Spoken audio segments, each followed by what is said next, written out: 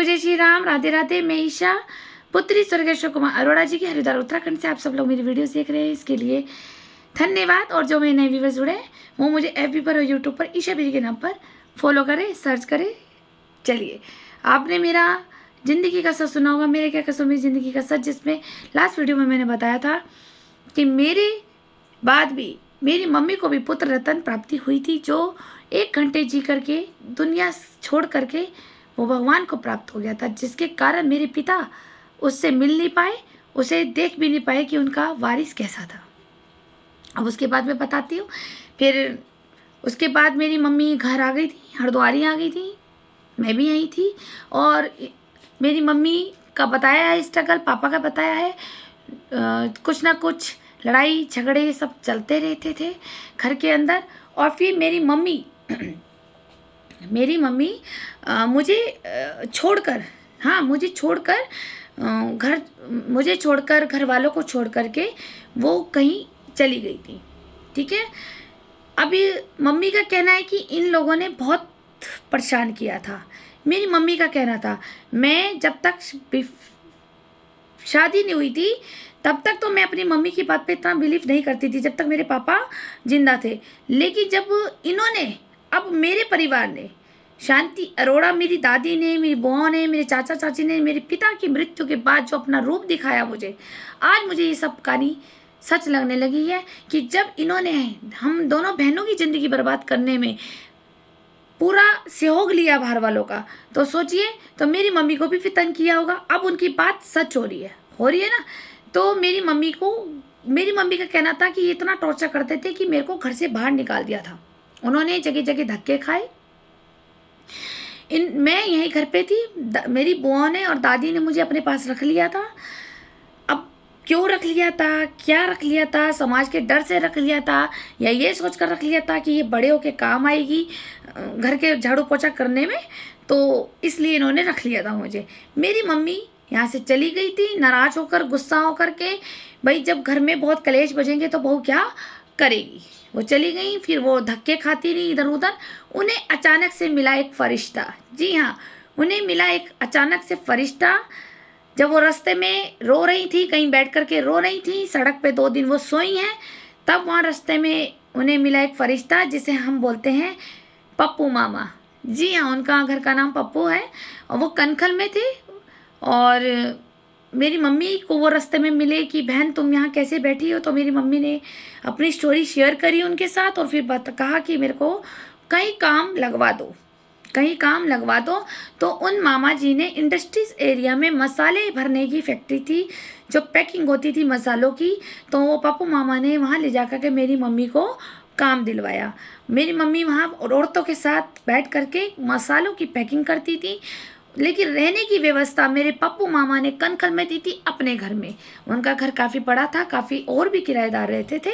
उन्होंने कहा कि तुम पे किराया नहीं है बहन, कोई बात नहीं, जब तुम आगे कमाने अच्छे लग जाओगी तब हमें किराया दे देना, फिलहाल मैं तुम्हें यहाँ एक कमरा दे रहा हूँ। उनकी मम्मी ने भी मेरी मम्मी को बेटी बना लिया था और उनके जितने भाई भी थे, पप्पू मामा के और भी भाई थे, तो उन सब ने मेरी मम्मी को बहन बना के अपने घर में रखा, रोटी का खर्चा तक उठाया।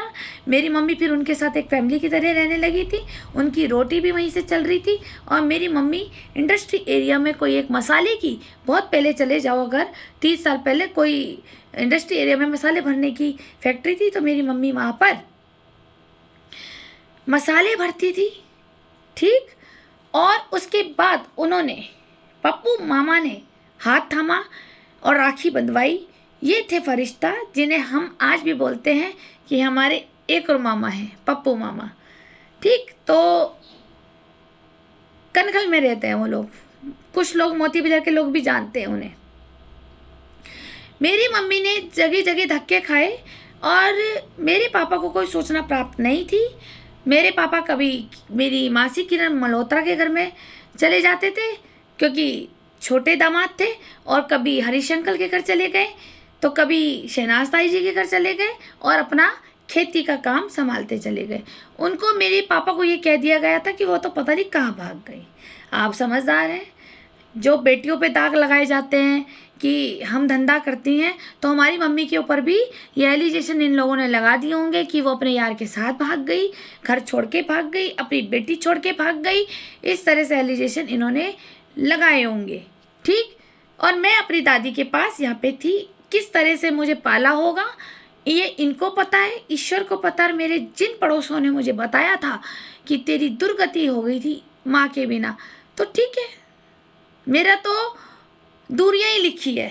बचपन में माँ दूर हो गई और अब बहन दूर कर दी इन्होंने, मतलब दूरियां तो लिखी है, अब बहन दूर कर दी मुझसे। तो मैं आपको ये भी बताना चाहती थी कि मेरी मम्मी ने इतना स्ट्रगल किया है।